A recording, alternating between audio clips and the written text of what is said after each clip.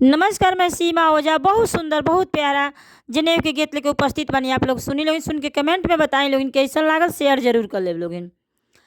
काचे कसैली काचना रे बरुआ, काचे कसैली काचना रे बरुआ, बरुआ फुआ का देश जनी जइहा ए बरुआ, बरुआ फुआ का देश जनी जइहा ए बरुआ।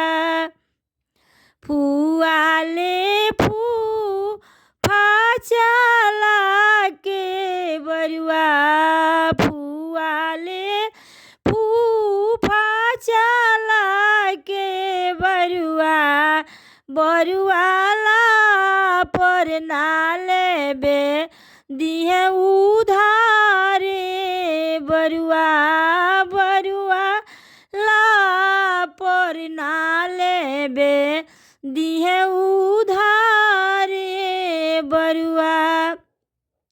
काचे कसैली काचना रे बरुआ, बरुआ दीदी का देश जनी जइहा ए बरुआ, बरुआ दीदी का देश जनी जइहा ए बरुआ।